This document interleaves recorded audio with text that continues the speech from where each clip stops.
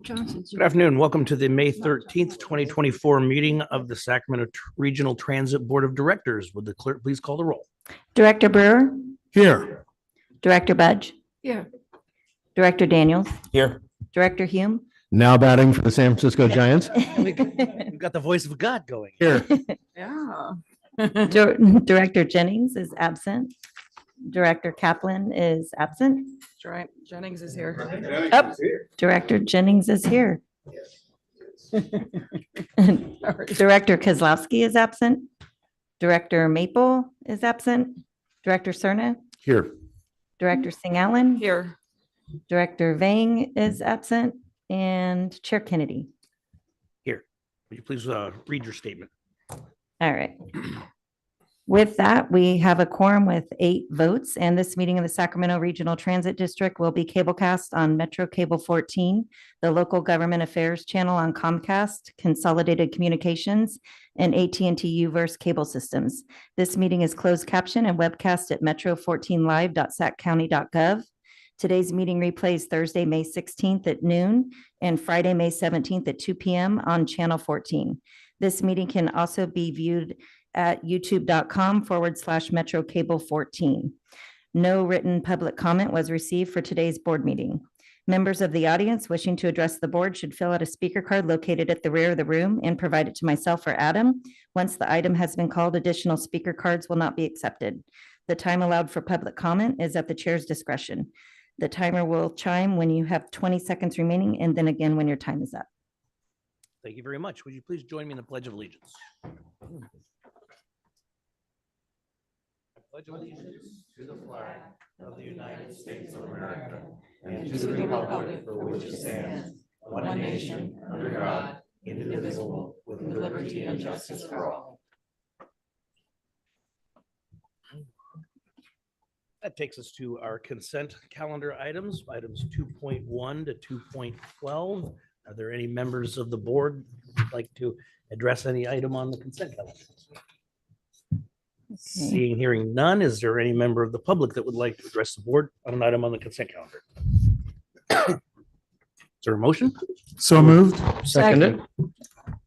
Get that? I didn't. I think it was Brewer moved and Budge seconded. Okay. All those in favor? Aye. Opposed? Abstain? Next item, please.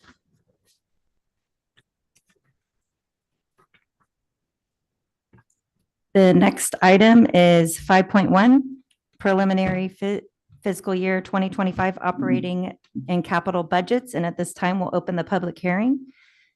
First, we will accept public comment on the Sacramento Regional Transit District preliminary FY 2025 operating and capital budget. And then we'll ask for a motion to continue the public hearing to June 10th, 2024. And Shelley Valentin is here to present this item. Okay, so we're going to hear from staff before we open the public hearing.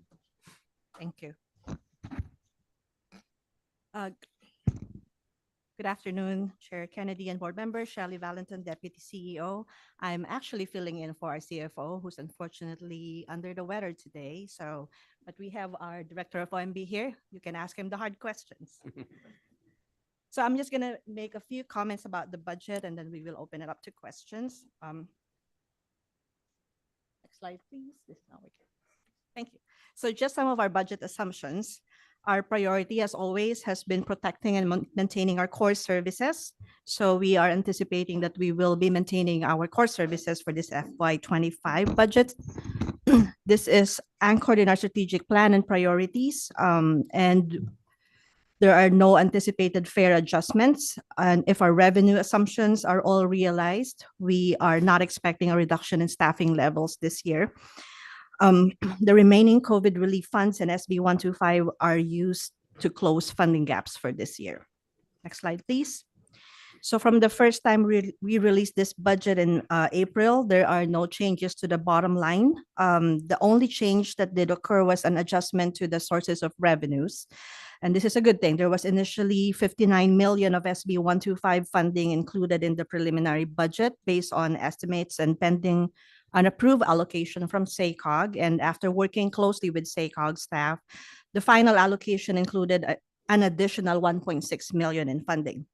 This increase in SB 125 funding allowed us to reduce our use of federal 5307 funding by an equal amount. So on the SB 125 funding, as noted previously, the total funding budgeted for operations in FY25 is 60.6 million. There are two different pots of money within the SB 125 funding, with SACRT currently allocated 54 million through TIRCP and 6.6 million from the Zero Emission Transit Capital Program. I do want to note that while the SACOG board approved the allocation of these funds, there is a temporary freeze at the state level on this and other funding as the governor works on next year's budget.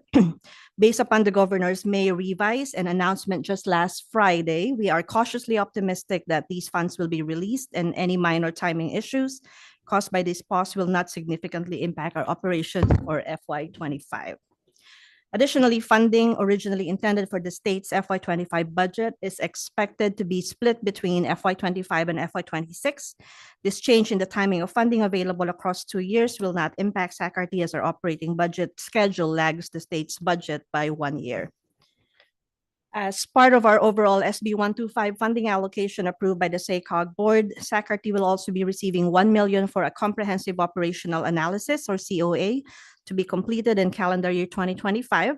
This analysis will support operating efficiency and cost reduction goals for the next fiscal year and beyond. SACRT is also fully aware that these funds are one-time funds and do not provide a permanent solution to our long-term funding needs. Staff is actively working on ways to address future budgetary gaps by looking at additional funding sources, maximizing organizational efficiency, and focusing on protecting our core services. On the capital side, for the April and May budget, staff typically presents only the capital budget additions with a full listing of all currently approved capital budgets or projects included in the June budget document. This year's additions are relatively small, totaling only 9 million. This is not to say that we don't have a large number of capital projects happening next year. It's simply that the focus will be on existing, previously approved projects and mostly state of good repair projects. Lastly, while not fully funded, the total approximate cost of all approved capital projects is 1.95 billion. Just a quick summary of our outlook for the next fiscal year. Regional economy is forecasted to remain stable, and this is based on a number of factors, but one positive trend we've seen is a year-over-year increase in sales tax revenues. Our fare revenue are projected to grow, especially as more state employees are returning to the office, even if for only a few days a week. As previously noted, federal stimulus funds will be fully expended in FY25, but we do expect to fill short-term funding gaps with state SB 125 funding. Understanding that this funding is meant as a short-term fix, we are conducting that COA with the goal of optimizing service levels based on future funding availability. We continue to work on the budget throughout the year to ensure that SACRT not only has sufficient funding for operations, but it's also maximizing the outcomes of all our expenditures. Today is the first of the 2 public hearings, with staff bringing the final proposed budget to the board for adoption at the June 10th meeting.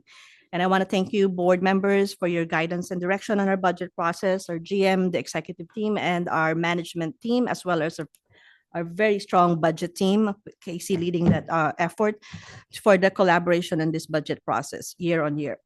And that concludes my brief presentation. We're happy to answer any questions you may have. Thank you very much. Thank you very much. Are there any questions from the board at this time? Director Kaplan. I noticed in the budget preparation, if you look at fiscal year 24 for state and local funding, we've budgeted 168 million, approximately 500 million. And then so for next year, we're looking at 219 million. Why such a huge increase? I know that federal funding is expected to decrease by half, but I couldn't necessarily find the increase of why we expect to get a significantly more state and local funding. That's mostly the SB 125 funding, and a lot of that allocation will be realized in future fiscal year.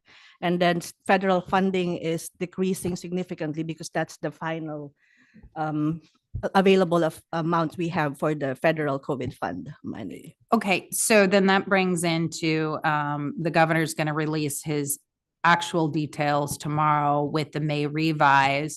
But the state is projecting a deficit this year as well as next year, 1 year out.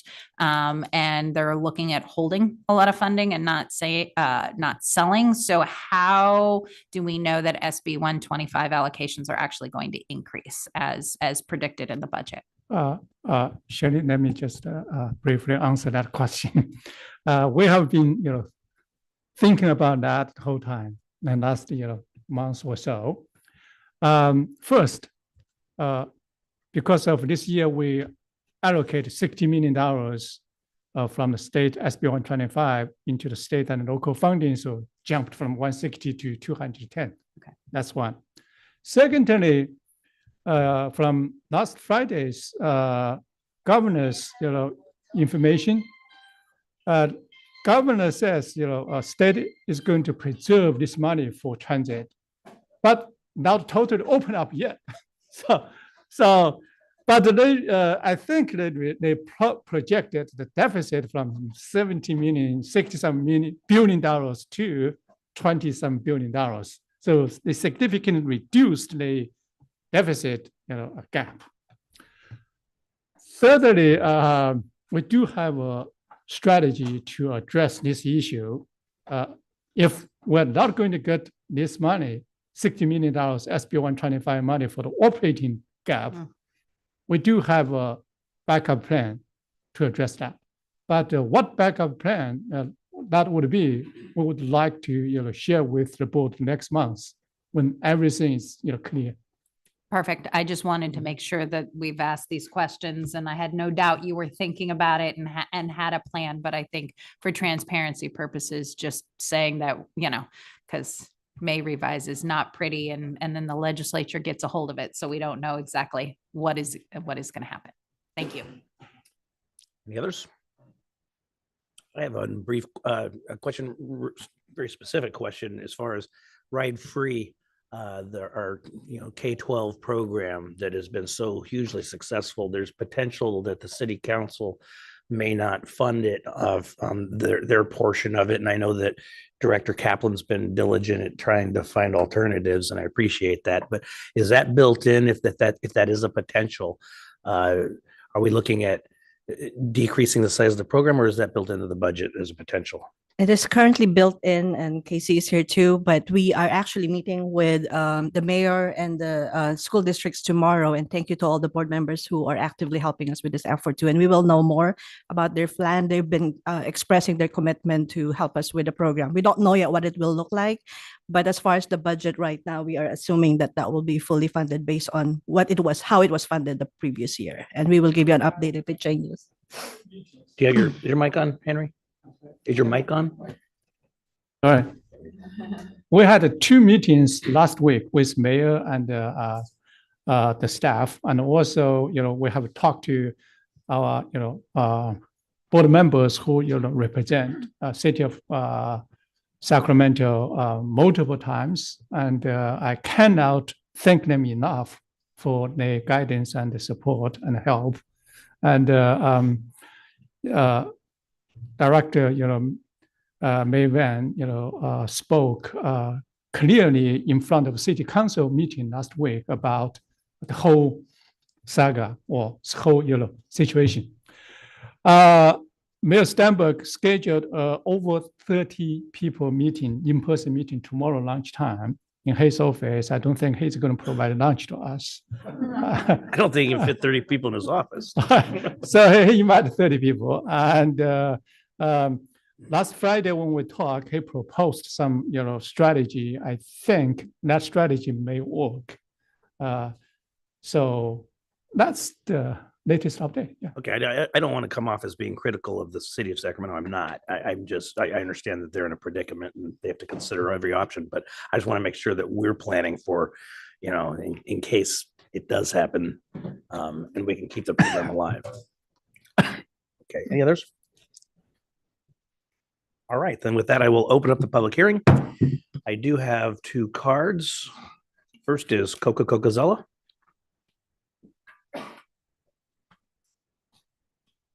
Good afternoon, Coco Cocazella. Today, I'll introduce myself as a member of the action team for STAR, Sacramento Transit Advocates and Riders. I'm not sure what the appropriate format here is today because mostly I have questions. So shall I just release the questions in one big glop, or do people want to address them one by one? I don't know. Okay. So first basic question is, this is the first time I'm actually looking over a budget carefully. Is this the most comprehensive version? Can we get more details? Some of the things seem to be like large line items and are not broken down a whole lot. That's a general question. More specifically, I have questions about the capital budget portion of FY 2025. Do we have the clock going? Oh. Okay, I'll go fast. No, So, I'm not rushing you. I just want to make sure our clock's. oh, okay. I'm not sure I'm more concerned about the document not reflecting this, or whether these items are actually not going to be addressed or given extra funding in fiscal year 2025. So for instance, Dos Rios light rail station, I didn't see that called out specifically. The question is, does that mean it's not going to have any action in 2025? It doesn't need any funding in 2025, or it's just not on the budget document? That's the same question for all of these line items I'm going to mention. Ongoing light rail, low floor conversion, bus rapid transit, new routes and extensions. There have been studies about, is there going to be any further action there? Truxell Bridge study is called out, but I didn't see anything specifically noted about the Green Line light rail implications. Is that, again, a non-action activity for 2025, or just not on this document? There was confusion with the clock, so you can have another minute. Okay, thank you. Appreciate that. Actually, I only have one more quickie. There is a line item here called disruption manager software, and that seems to be an extant service from, I can see it listed in 2024. In other words, it seems to be a rather large amount, 310,135. I'm just curious, why is that such a large amount for something that's already in play? Like what's going on there? Okay, that's it. Thank you. Appreciate that. Thank you very much. Does staff have any response to those specific questions at this time, or do you want to meet with Ms. Coca-Zola at another time? Okay. All right. Thank you. Thank you. So just to the process as far as what's included in the budget for the capital side, the capital budget undergoes a number of amendments throughout the year. And so what's being included right now in the abridged budget document is simply the items that we've identified that need additional funding that haven't been approved in one of the prior amendments. So you mentioned an item like Dos Rios that would have been approved by the board previous to this. So it's not included in this particular document. When the full budget comes out in June, you'll see the full list of capital projects included there. Yeah. Mm-hmm. Thank you. Jeffrey Tartagia.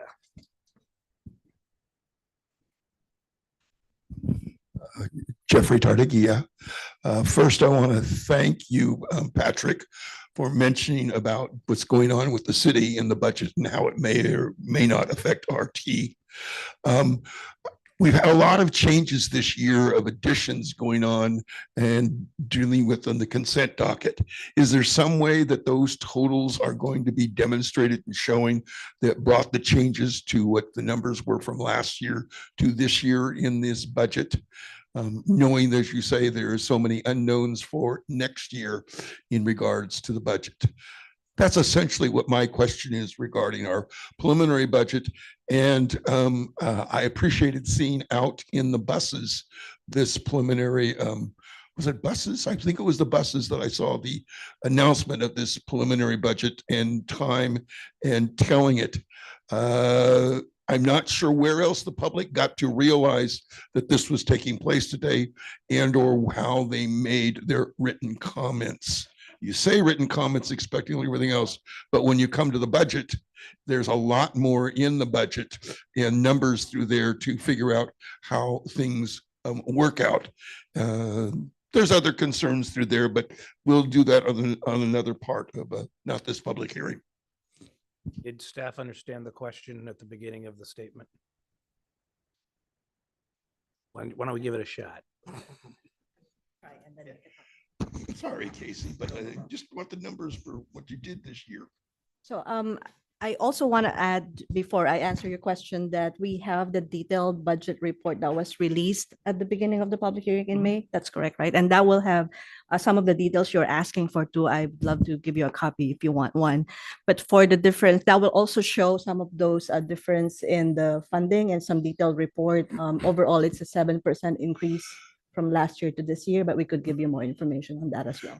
And then as far as the public hearings, we have been promoting the social media. We have postings available everywhere. And you'll have another chance to do this again at the second public hearing on June 10th. meeting. Well, just note the first results. You didn't get any public comment back except for here in the audience. Okay. Thank you. We're not going to do a lot of back and forth. No, I'm not talking about, but she brought to attention the last argument of dealing with the Your time is elevator. actually up, so if you could wrap it up there, Jeffrey. Okay, well, just dealing with the elevator is where that line item sitting on the, for the I-80 elevator, because I understand it's down again. Anybody? Okay, let's get that answer to Jeffrey. Is there any other member of the public that would like to address the board on this item before I close the public hearing? Hearing seeing none, I will close the public hearing. A motion by Vice Chair Jennings, second by Director Cerna. All those in favor? Aye. Aye. Abstain? Thank you. Next item is public address board on matters not on the agenda. I do have two cards. Jeffrey Tartagia.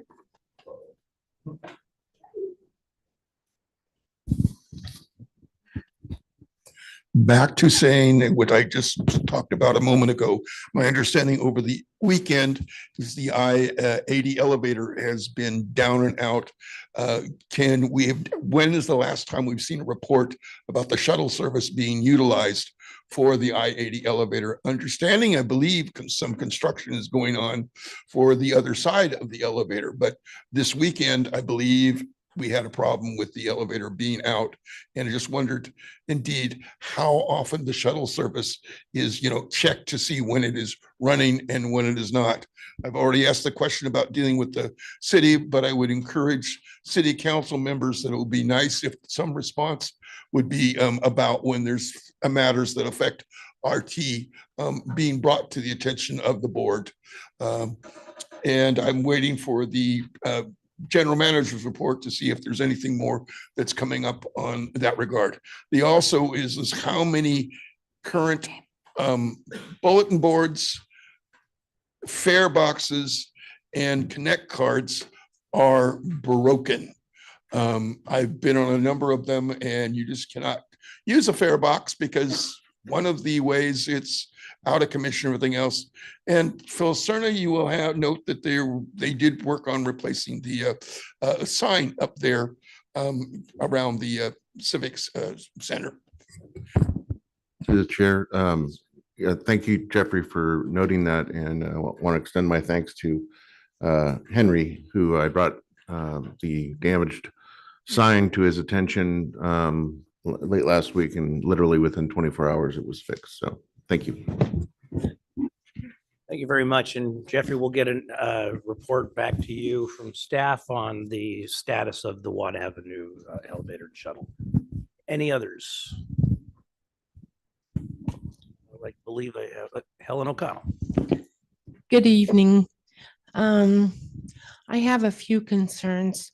I was hoping that the youth pass for the kids would include some creative funding situations where maybe RT could pay part, the city pay part, the school pay part. Because we can't go backwards. We're saving a lot of money and a lot of lives by not putting them into the criminal justice service. Kids shouldn't be put in juvenile hall just because they got a bus ticket because they didn't pay their fare, because they were on their way to school and they didn't respond to the ticket. So then they get warrants and then they have to go through the system. That just doesn't make any sense. That's why I was in favor of that in the first place. Some other things that were brought to my attention is that some of my disabled friends are wondering if it's going to be across the board, that there be a bench at least, or a covering over a bench every 2 to 3 blocks, so that a person with disabilities could reach it and have some place to sit down. Because a lot of my friends have walkers, crutches, manual wheelchairs, and they need those facilities to be available. My third question was the 13th Street Station has been closed. And a lot of people wanted to get off there at the beginning of the month. And I asked the train driver if there was any shuttles between Archive Station and 16th Street, and he said he didn't know of any. That creates a problem when you've got to buy your bus pass and you can't get there. I think that's about it for today. Thank you. Thank you very much, Helen. Appreciate you being here. That's all the cards that I have at this time. So we will go to item 7.1, which is an information item, employee satisfaction survey results. It's me again. So I'm here to just introduce our consultant who will be presenting the key results of this survey. As you all know, we have employee engagement as one of our guiding pillars, and we take this very seriously. One of the ways that we track that is through our employee engagement survey and focus groups. The first one we did was just before COVID, and we are very excited that we have been able to complete the second survey just the last few months. We have used our consultant, C. Robinson and Associate, to ensure that the surveys are completely anonymous. They are the same firm who did the first survey, and that I think ensures that we have some understanding on the trends, and we are always going to look at benchmarks and how we are doing with some of the things that we said we're going to do. So Conchita Robinson is here online to help us with the survey. Her firm has been doing this for many transit agencies all over the US. They understand transit, and they have engaged really well with our employees throughout the time that we're here to conduct the survey and the focus group. So I think it's best coming from her to report on the results of the survey. Thank you, Shelley. And good afternoon to the SAC-RT board, SAC-RT CEO, executive team, staff, and community members. As Shelley stated, I am Conchita Robinson, and I'm president and principal consultant for C. Robinson Associates. We're a 20-year-old organizational development and performance improvement firm that's been working in the transit industry for about 15 of those 20 years. It's good to be back with you to share the results of this most recent employee survey. If we can go to the next slide. Let me start by sharing that there was a baseline survey that was conducted in 2020, just as we were entering the pandemic. And none of the questions were changed because we wanted to be able to ensure that this was a baseline that we could now begin to get trends from. The 2024 survey was conducted for 7 days this past January 25th through the 31st. Covering all employee locations, multiple shifts, beginning as early as 3 o'clock in the morning. Paper surveys were used to make it consistent with the first survey methodology, and also because the majority of your employees do not have regular access to a computer in the course of their day-to-day work.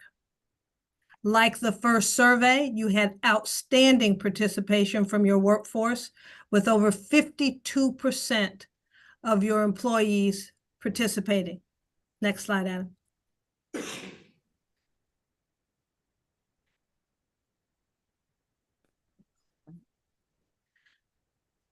So if you look at the participation, we broke it down first to let you know the breakdown with your within the union. 59.4% ATU, 17.2% your maintenance. Supervisors and administration represented 15% of the responses, and management 8.3%. We also show you responses by location so that you can see across the 13 locations, all the locations that we visited, that we had good representation. Next slide.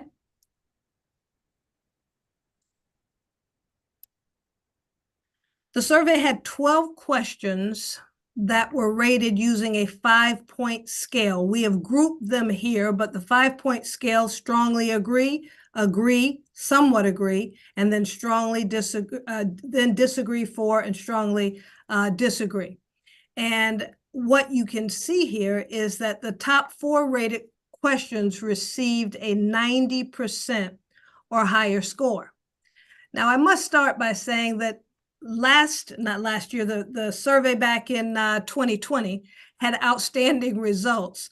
In the industry, you're used to having a range probably in the 50s to the 90s, but with most of the questions around the 70, 80 percentile. And we would say to most of the agencies that they're striving to have results in the 80s. And we say the same to SAC-RT, but if you look at this, you have, again, 4 of the top in the 90s, and 9 of the 12 questions received an 80% or higher score.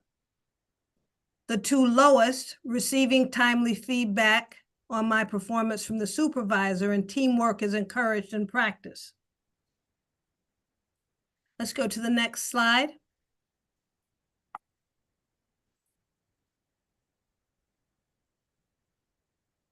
So if we now look at the questions, the 12 questions, they can also be divided into 3 categories. We are working with SAC-RT to understand employee satisfaction, employee engagement, and employee strategic awareness. You can see the breakdowns of the questions. The questions for employee satisfaction, like, overall, I'm happy at work. SAC-RT provides a safe work environment. I have the right tools and technologies to do my job. I'm satisfied. Engagement. I have a good working relationship with those around me. My skills and abilities are well utilized at work. Teamwork is encouraged. And then employee strategic awareness, questions like, I understand and am aware of SAC-RT's vision and mission. Now, the thing that is also very impressive here is that in all categories, SAC-RT received strong scores of 82% or higher. Next slide. Now let's look at the comparison.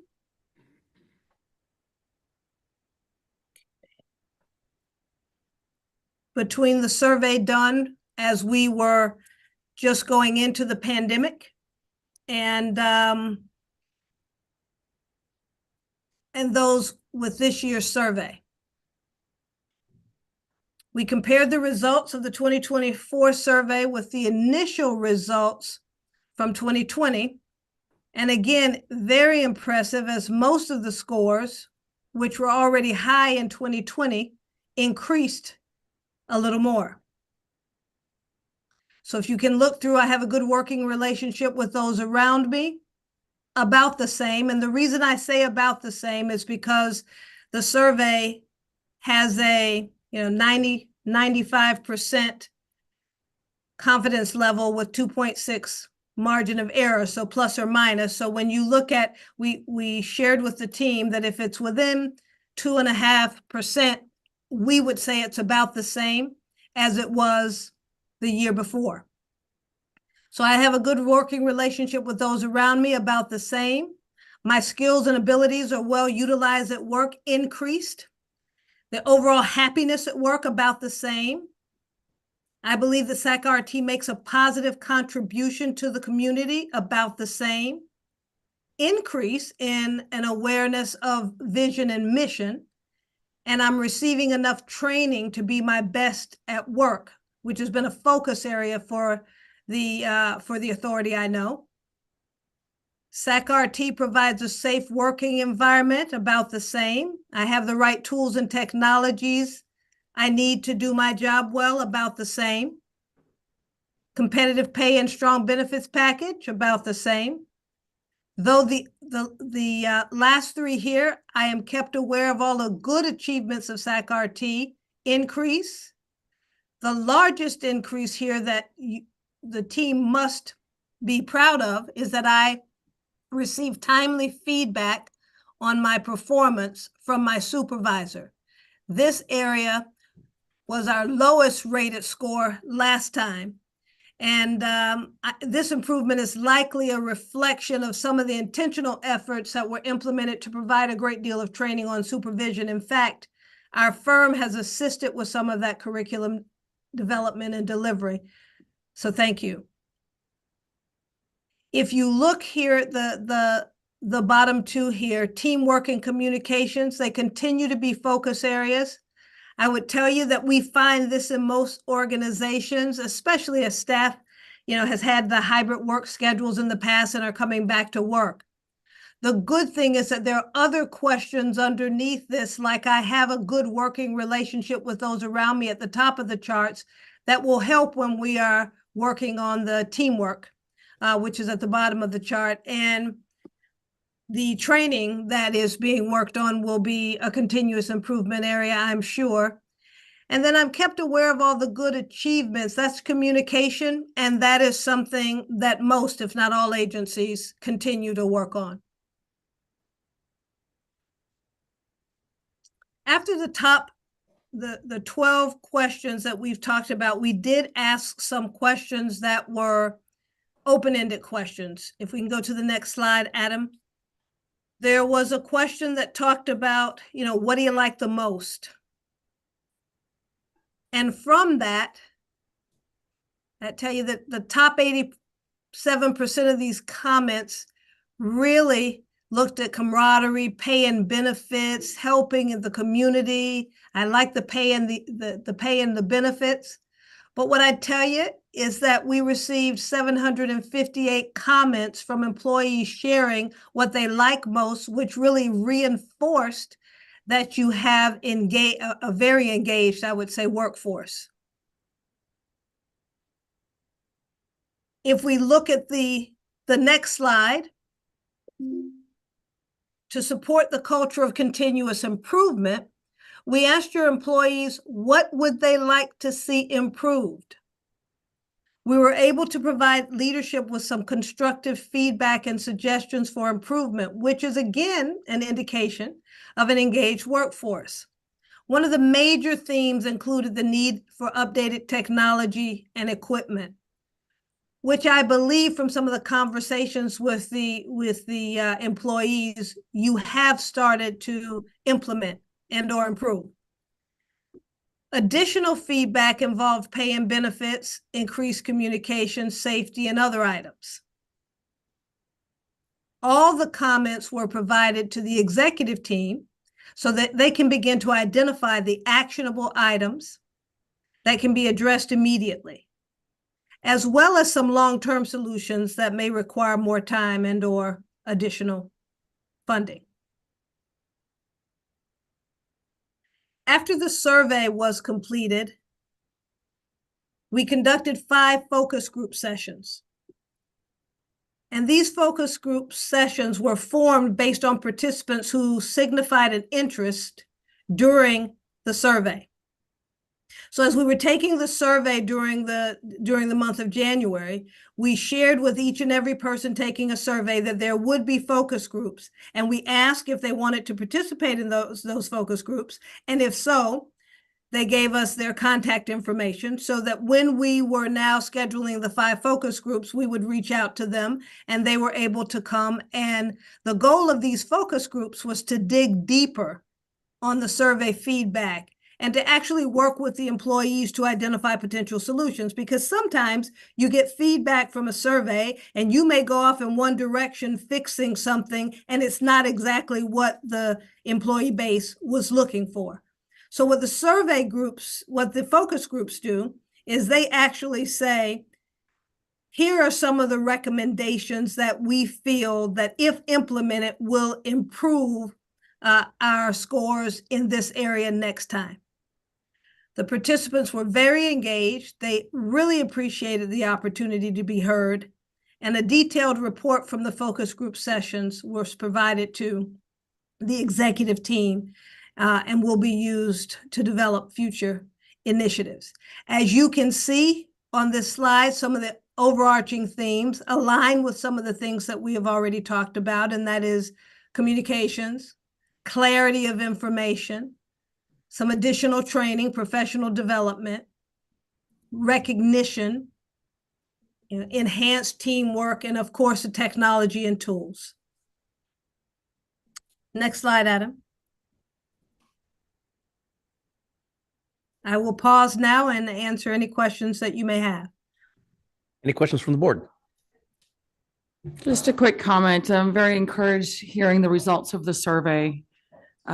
Very high level of participation, so great work there to get a good sampling all across the board. Thank you. Thank you. And if I may make a comment on that, I just want to thank our employees for participating, more than half of them. And I think the key why it was successful and continues to be successful is because we really paid attention to the feedback from that last survey in 2020 to now. There are several initiatives that we've implemented to really make sure that they are implemented and we communicated back to them. And we're going to continue doing the same. In fact, the executive management team meetings now include reading all of the comments, that 760 and 1,000 comments, and identifying what can be done, what are the low-hanging fruits, but also what can we do when there's funding that's available. So I think that's we're committed to continuing to do that, and I think that's how we could really get the employees to participate. Thank you. Yes. Vice Yeah, I Chair. too want to just kind of compliment the GM and the entire staff on the results from this. This is incredible to see, number one, the participation, which was already mentioned, but over a 4-year period of time, participation actually increased. That means employees are engaged and they know that people are listening to them and something will be done to make it even better. And so when you have engaged employees who want to make the organization better, it makes it better for the organization and all of the people who take and ride RT. So great job. I just want to compliment you on that as well. Thank you. Others? Okay, I have no speaker slips in for this, so we will file that as informational. Next item is item 8.1, the general manager's report.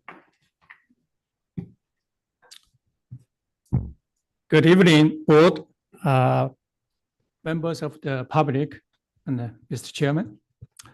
At the last board meeting, it was pointed out that I did not include photos from the recent huge community event which Sacramento supported through bus service.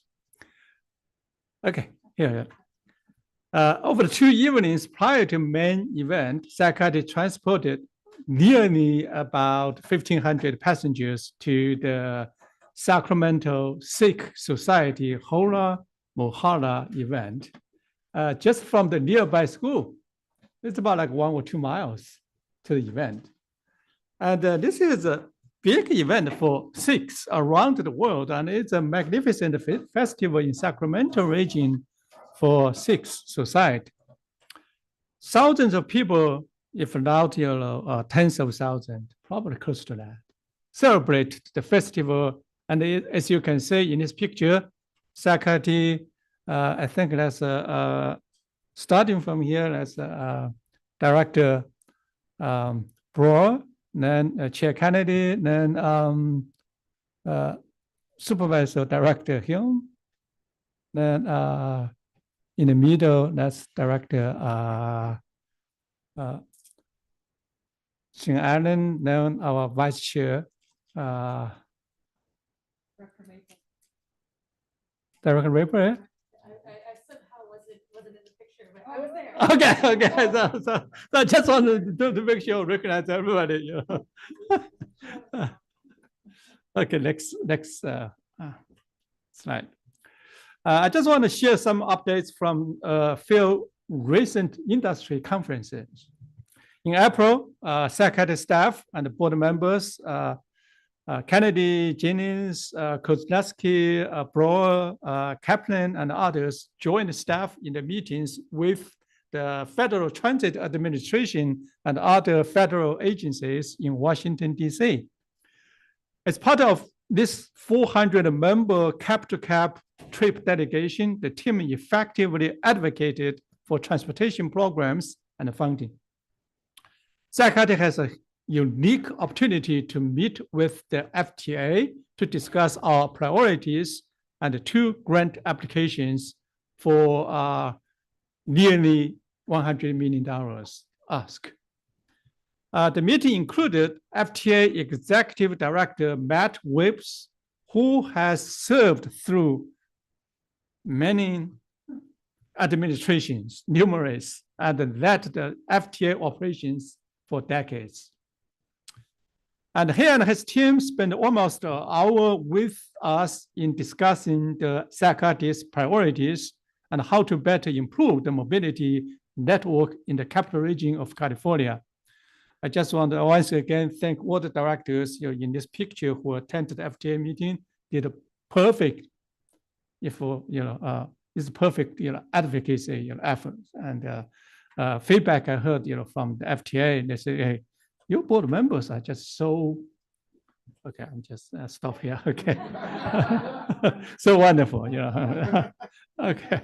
And the FTA was very interested in our industry leading programs like Ride-Free RT.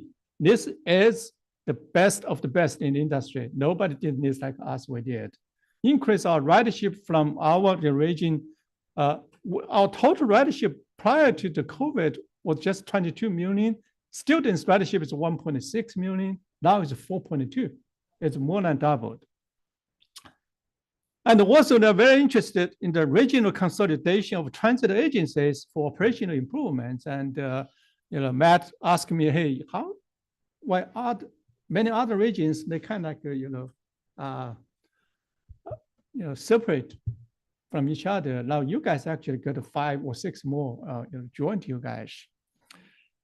So they're very interested in that, and also very interested in our program, the grant application.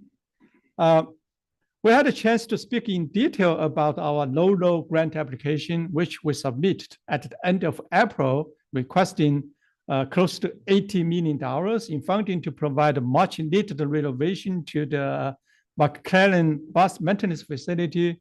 And we wish to get this close to $80 million grant from the FTA this year to transition our bus fleet to zero emission and build the first hydrogen facility in the capital region.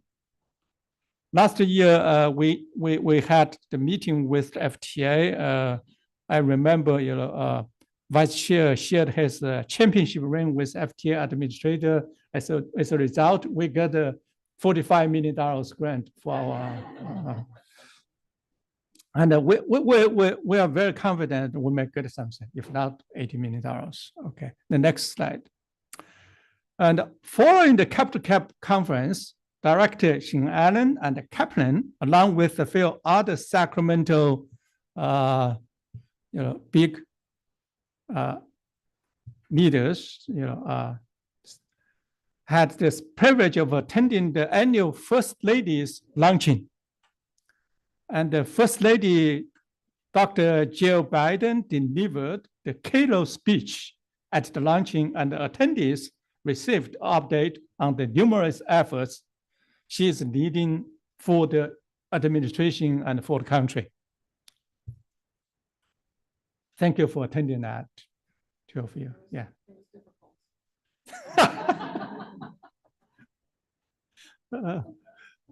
Then at the end of April, I attended American Public Transportation Association, APTA's mobility conference in Portland, along with Chair Kennedy and Director Sarah and SACAT staff. This truly is a wonderful, trip. And the mobility conference addresses the critical priorities and the challenges facing public transit systems across the nation and explores the challenging environment in which systems operate in today's mobility landscape. It is a great forum to share and learn industry best practices and new technologies and trends. We also get to celebrate the graduation of Sarah's psychiatrist, Sarah Kerber. Sarah is not here, right? Sarah here? Not here? Okay. Graduation from APTA's Emerging Leaders Program. Just about only 35 emerging leaders nationwide participate in this 10-month program. It's like once a month, not whole 10 months. To help them grow as future leaders and expand their understanding of the industry. And we also get time to meet with FTA Executive Director Matt Whips again and his team in Portland. And I took the opportunity to thank him again for his strong support for us and for this region. You can see the picture in the lower right side. It's a little bit small middle, in the middle, Matt is there. And now also the pictures in the left side are where we did system tours on Portland Transit. TriMet, Director Sarah, took those wonderful pictures with his very, very, modern equipment. And I'm just saying this. I don't want to say that. And also on the up right side is that two wonderful leaders, female leaders. One is APTA's incoming board chair, and another one is California Transit Association's incoming board chair. The next slide. So previously, I shared that in conjunction with Congresswoman Matsui, Sakati hosted a bus tour focused on housing and BRT improvements along Stockton Boulevard. Sakati spoke about the project during the Capital Cap trip with US DOT team. They were very interested in our project and the reinvestment in the aging and the congested corridor. So much so, later, actually is Wednesday this week, we will host US DOT's Deputy Assistant Secretary for Policy, Ms. Ann Shinkani. We will conduct a bus tour for her, with her along the Stockton Boulevard and highlight the importance of federal investment in this corridor and this region. Okay, this is huge. Let me just explain. The host for this event is Vice Chair Jenny. Let me just first point that out before I forget. Speaking of corridors, I had the pleasure joining this exciting community ribbon cutting for the new Del Rail bike trail on the old Meadville corridor. Why is this important? This beautiful 4.5-mile bike trail is on a former railroad corridor owned by Sakati.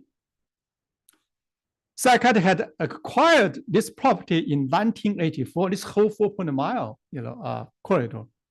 In 1985, as part of the light rail starter line, 30 years ago, actually 40 years ago. However, we end up using a different corridor to expand the Blue Line south. In 2018, Sakati reached agreement with the city of Sacramento to transfer the property at low cost. I think it's $1, right?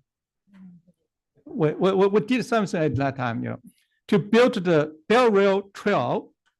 And this partnership was an exemplary model of how public agencies can be seamlessly working together to improve the mobility of this great community.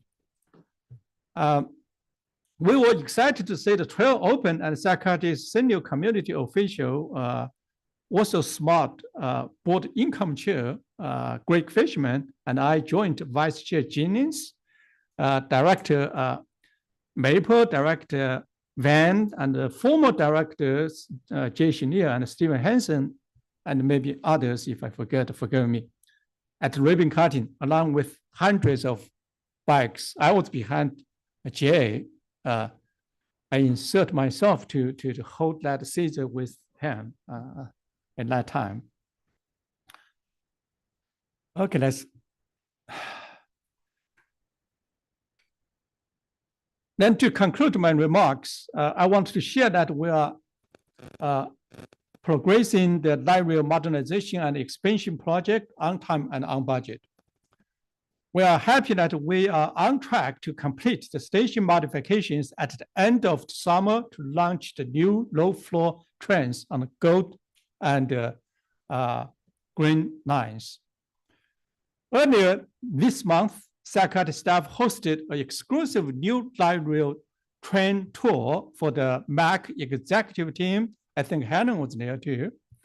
And another one for the members of Sacramento area bicycle advocates. These members get to board the train at township line, and it was extremely beneficial meetings, both meetings. We received lots of valuable feedbacks. I'd just like to share a quote on the screen from SACAT's Mobility Advisory Council Chair Jeff Thorne. Following the tour, he says, the give and take of the discussion yesterday was a really exemplary back and forth between staff and the MIC members. And I really think that needs to be called out because it was extremely positive. I felt listening to the points and clearly understanding of the issues was conveyed and well received. Thank you, Helen, for joining that tour, and thank others.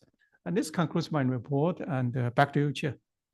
Thank you very much, Henry. Is there any questions, Henry, on that? I do have one. Did I understand you to say that the student ridership has increased from 1.2 million to 4 million? 1.6 to 4.2. 1.6 to 4.2. That's amazing. Yeah. That's really great, but it's amazing. Any others? Okay, I do have one card for public comment, and that's Jeffrey Tartagia.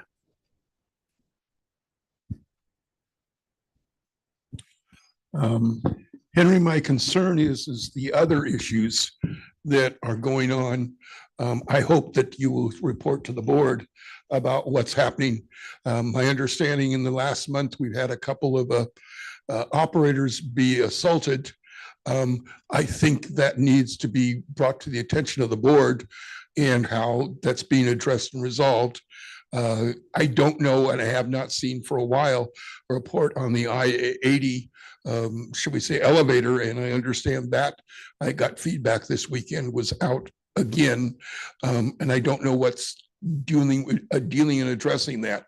I'm hoping also that per se next month that you will give us an idea about how the Folsom is coming to term of completion or what its status is at. And I do hope that more, should we say, of management gets to the best practices of the FTA, because I've been to a couple of them now to see, because real concern is as I look at the back there, the picture of the bus, with the new bus that you have out there, the problem with the, should we say, wheelchair on the left side is still an issue. And I'm hoping your new procurement will address the fact that if you take one seat out, you could balance and make the efforts through there. So I'm interested in what best practices come on for your next bits of bus procurements. And that's kind of my feedback, and appreciate what I see more detail in some of the reports and what else came up there to explain how things were happening and going on. That's my comment. Thank you. Thank you, Jeffrey. Chair, can I just use Please. 1 second? Thanks for the questions, Jeffrey. Just want to let you know if there's some major, incident occurring, we immediately fill those situation with the board immediately and within like less than an hour. And the incident you're talking about, and I just want you to know, within a couple hours, please arrest the you know, yeah. Thank you. All right, that takes us to item 9, which is public comment from the board. Are there any director comments or questions? Hearing and seeing none, then we're at 9.1 with the Capital Corridor JPA. You do have a report in your packet, unless directors Daniels or Maple would like to add anything. Yeah, if that's all right, Chair. Okay, per usual, rode the Capital Corridor train to the CCJPA meeting. Always a really good experience. Highly recommend it if you need to find your way to the Bay Area. And the only thing of note that I wanted to bring up is we actually received the most public comment, I think they said, in years at this meeting, because the director in his manager's report included a slide of him visiting a hydrogen train. Though nothing about hydrogen was on the agenda, we did receive quite a few public comments. So I just want to say for the record that what they shared with us at the meeting is that any decision related to hydrogen fueled versus electric trains on the CCJPA are decided mostly at the state level, decisions between the state government and Union Pacific, among others. So none of that will be decided anytime soon at the CCJPA, but folks can get involved, and there will be more information in the future about how to get your voice heard and opinion heard on hydrogen versus electric trains. So that's all. Thanks, Chair. Thank you. Director Daniels, anything? She said exactly what I was going to say. I was thinking that. Exactly. All right. Then there's no member of the public to address at this time, so we will adjourn into closed session. We will not be reporting out. Chair, do you want me to read the item? Sure. Okay, so we have 13.1, public employee performance evaluation for the general manager CEO.